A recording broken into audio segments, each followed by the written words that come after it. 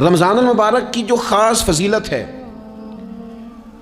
اس خاص فضیلت کو رمضان آنے سے پہلے ذہن میں بٹھا لیں، اور رمضان المبارک پورے کا پورا اس ذوق سے گزاریں کہ ذہن میں بات موجود ہو، ذہن میں، کہ دراصل رمضان کیا ہے۔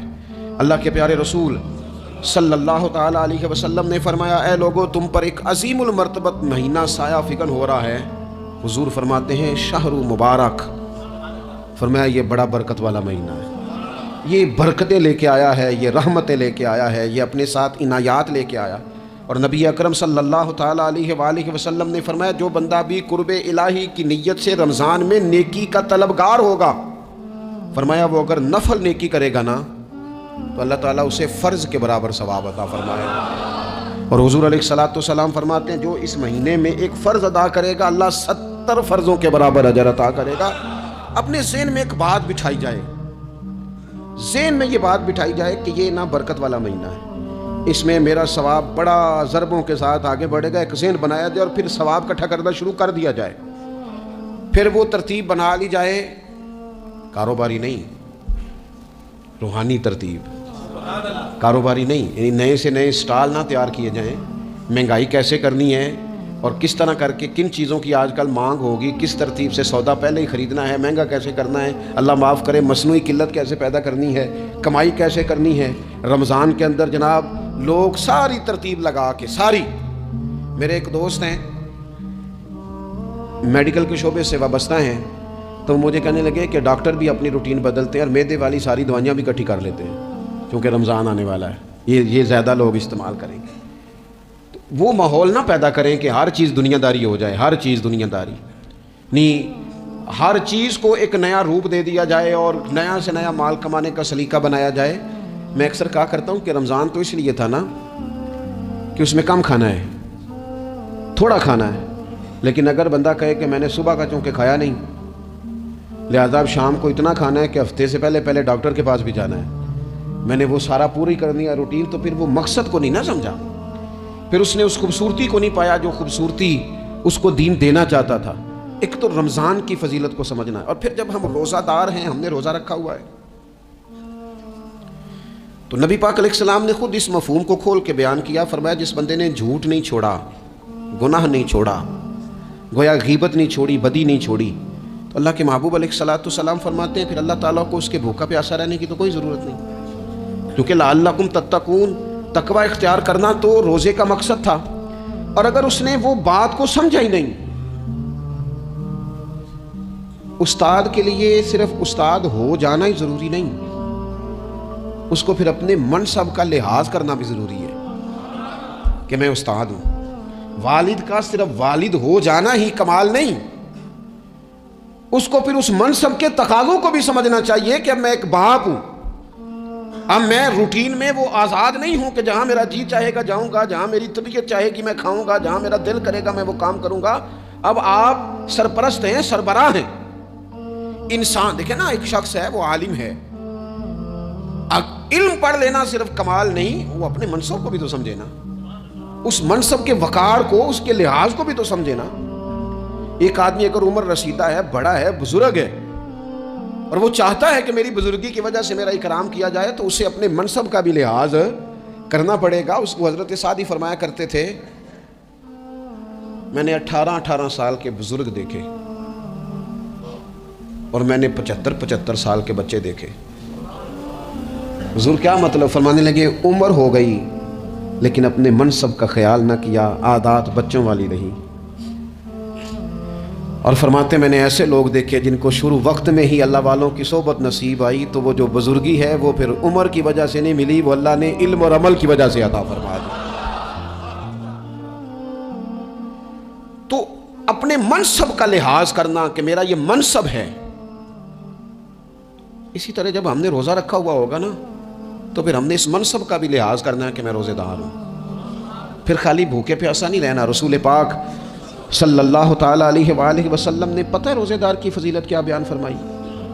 اللہ کے محبوب صلی اللہ تعالیٰ علیہ وسلم فرماتے ہیں کہ رب فرماتا ہے ابن آدم کا ہر عمل اس کے لیے ہے، روزہ میرے لیے، اور فرمایا میں خود جزا دوں گا روزے کی۔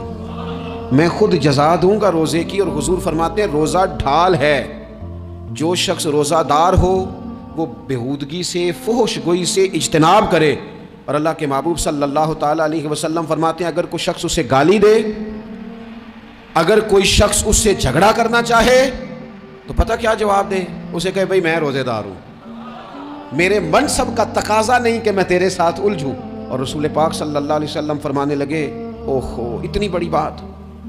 حضور فرمانے لگے، یہ صحیح مسلم کے لفظ ہیں، کریم محبوب فرمانے لگے مجھے اس رب کی عزت کی قسم جس کے قبضے میں محمد عربی صلی اللہ علیہ وسلم کی جان ہے، حضور فرماتے ہیں روزہ دار کے منہ کی خوشبو اللہ تعالیٰ کے نزدیک قیامت کے دن مشک کی خوشبو سے بھی زیادہ وقت والی ہوگی۔ اس کے منہ سے جو خوشبو آتی ہے قیامت میں مشک پیچھے رہ جائے گا، اور رب کی بارگاہ میں صرف روزہ دار کے منہ سے، اگر تیرے منہ کی خوشبو رب کو اتنی پسند ہے تو تجھے بھی تو اپنے منصب کا خیال ہونا چاہیے کہ میں نے روزہ رکھا ہوا ہے، میں روزہ دار ہوں۔ اللہ تبارک و تعالیٰ نے بعض چیزوں کو، بعض دنوں کو، بعض وقتوں کو، بعض مہینوں کو اپنی رحمت سے فضیلت عطا فرمائی ہے۔ اللہ تبارک و تعالیٰ کے ان مخصوص دنوں کو فضیلت عطا کرنے میں ہم گناہگاروں کا بہت ہی زیادہ فائدہ ہے۔ جب کچھ چیزیں فضیلت مآب ہو جاتی ہیں، ان کی عظمت بڑھ جاتی ہے، تو اللہ کے بندوں کو کم وقت میں زیادہ نفع کمانے کا موقع نصیب آتا ہے۔ قرآن مجید نے صراحت کے ساتھ اس ماہ مقدس کا نام لیا ہے۔ کیا معنی ہے؟ کہ یہ وہ مقدس مہینہ ہے جس کا میرے رب کریم نے نام لیا ہے، اللہ نے نام لیا ہے۔ شہر رمضان الذی انزل فیہ القرآن، فرمایا رمضان کا وہ مقدس مہینہ ہے جس میں اللہ نے قرآن نازل فرمایا ہے۔ اس ماہ نور، ماہ سرور کا نام نامی اللہ تعالیٰ نے قرآن مجید کے اندر ذکر فرمایا۔ نبی اکرم نور مجسم شفیع معظم صلی اللہ تعالیٰ علیہ وسلم کی امت کو اللہ تعالیٰ نے بہت ساری ایسی چیزیں اپنی رحمت سے دی ہیں کہ جن میں عمل تھوڑا ہے، اجر زیادہ ہے۔ اس کا نتیجہ یہ نکلتا ہے کہ انسان تھوڑے وقت میں، تھوڑے ٹائم میں، تھوڑی مصروفیت میں اپنے رب کریم کے بارگاہ سے زیادہ اجر کا مستحق ہو جاتا ہے۔ انہی مقدس، معتبر، معنی خیز ایام میں ایک بڑی فضیلت، زیادہ عظمت والا مہینہ ماہ رمضان المبارک ہے۔ یہ جو رمضان المبارک ہے نا، یہ جو روزہ ہے، یہ روزہ اپنے دامن کے اندر تربیت رکھتا ہے، تربیت۔ یا ایھا الذین آمنوا کتب علیکم الصیام کما کتب علی الذین من قبلکم لعلکم تتقون، اے ایمان والو تم پر روزے فرض کیے گئے جیسا کہ تم سے پہلے لوگوں پر بھی فرض کیے گئے تھے تاکہ تم تقوی اختیار کرو۔ روزہ تمہیں پرہیزگار بنائے گا، تمہارے اندر سے جو نفسانی چیزیں ہوں گی انہیں نکالے گا، اور اللہ تبارک و تعالیٰ کی طرف تمہارے دل کا رجحان ہوگا، تمہاری روح کا رجحان ہوگا، تمہیں تزکیہ دے گا۔ روزہ انسان کی تربیت کرتا ہے، انسان کو روزہ ذہنی طور پر تیار کرتا ہے کہ اللہ کے حکم کے مطابق کھانا ہے، اللہ کے حکم کے مطابق پینا ہے۔ سب سے بڑا مسئلہ اس دور کا رزق حلال کا حصول ہے اور حرام سے اجتناب ہے۔ تو روزہ ہمیں یہ سبق پڑھاتا ہے کہ ہم وہی کھائیں گے اور اسی وقت کھائیں گے جو کھانے کا ہمیں ہمارے رب نے حکم ارشاد فرمایا ہے، اور جسے اللہ رسول منع کر دیں گے جتنی مرضی چمک دمک اپنے دامن میں رکھے، جتنی مرضی، لیکن ہم وہی لیں گے جو ہمارے لیے جائز ہے۔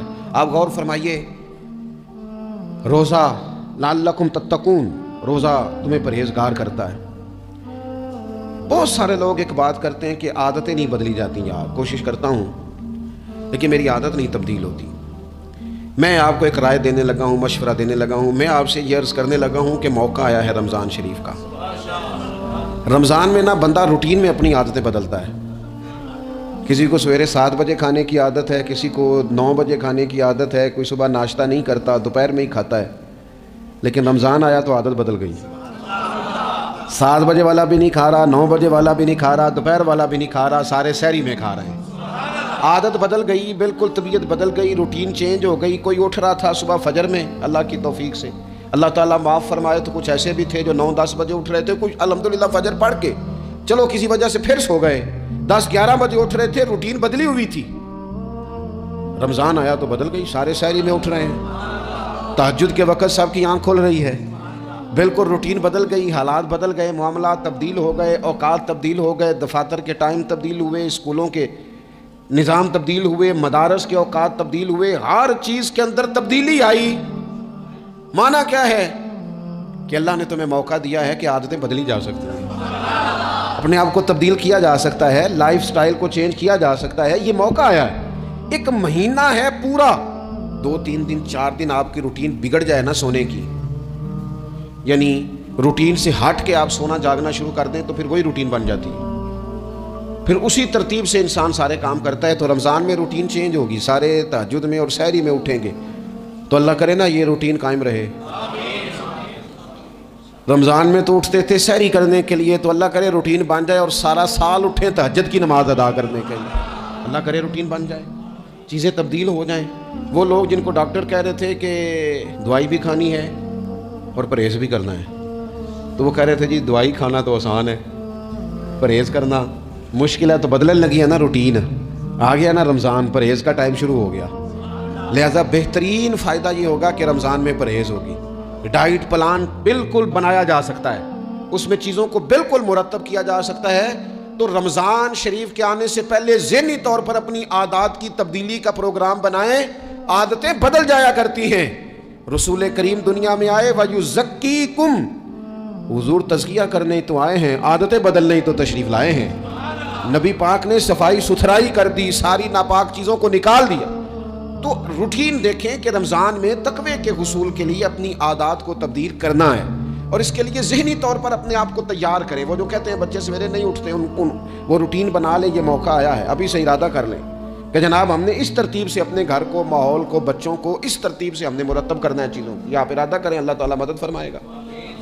حضرت سلمان فارسی رضی اللہ تعالیٰ عنہ ارشاد فرماتے ہیں کہ شعبان المعظم کا آخری دن تھا، اگلے دن رمضان شروع ہونے والا تھا کہ رسول پاک علیہ السلام نے ہمیں رمضان کی فضیلت پر خطبہ ارشاد فرمایا۔ آپ اس بات کو غور سے سمجھیے کہ ایسا مہمان جس کے آنے سے پہلے اس کی فضیلت بیان کی جا رہی ہے، اور فضیلت کون بیان کر رہا ہے؟ امام الانبیاء صلی اللہ تعالیٰ علیہ وسلم۔ یہ صرف ہمارے دلوں کے اندر، امت کے دلوں کے اندر اس ماہ مقدس کی فضیلت کو اور اس کی عظمت کو بٹھانے کے لیے کہ پوری طرح تم اپنے ذہن میں اور اپنے دل میں ایک بات بٹھاؤ کہ ایک عظمتوں والا مہینہ تم پر سایہ فگن ہونے والا ہے، عظمتوں والا۔ حضور نے ایک دن قبل اس کی فضیلت بیان۔ ہمارے ہاں یہ ہوتا ہے کہ ہم کسی چیز کی اہمیت کو لیتے ہیں لیکن سمجھتے ہیں کہ یہ کوئی روٹین ورک ہے، یعنی نارملی ہر سال رمضان شریف آتا ہے، اپنے وقت کے حساب سے چاند بدلتا ہے اور اپنے وقت پر رمضان شریف آ جاتا ہے۔ ہم سمجھتے ہیں کہ مطلب روٹین کا ایک معاملہ ہے، ایک روٹین کی چیز ہے۔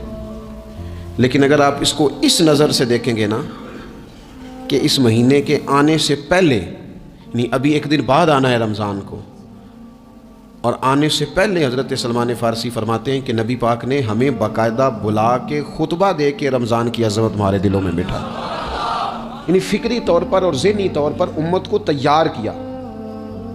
فرمایا تم پر ایک ایسا مہینہ سایہ فگن ہونے والا ہے جو مبارک ہے تمہارے لیے، باعث برکت ہے تمہارے لیے۔ تم اپنے آپ کو ذہنی طور پر تیار کرو کہ ایک ماہ نور تمہارے قریب آ رہا ہے۔ جو رمضان، اسلامی عبادات جتنی بھی ہیں نا، وہ مخصوص پوجا پاٹ نہیں، اسلامی عبادات میں سے کوئی عبادت بھی ایسی نہیں جس کا مقصد ہی ہو کہ آپ نے اتنے وقت سے لے کر اتنے وقت تک فلاں عمل کرنا ہے۔ جتنی بھی عبادات ہیں اسلامی، وہ اپنے دامن میں کوئی نتیجہ رکھتی ہیں، کوئی رزلٹ رکھتی ہیں، اس کے ثمرات انسانی زندگی پر مرتب ہوتے ہیں۔ انسان کو تزکیہ نصیب ہوتا ہے، اس کے باطن کو صفائی نصیب ہوتی ہے، اسے خیر کرنے کا موقع ملتا ہے، تربیت کے بہت سارے مواقع اس میں پائے جاتے ہیں، بہت سارے اسرار و رموز کے ساتھ اسلامی عبادات ہیں۔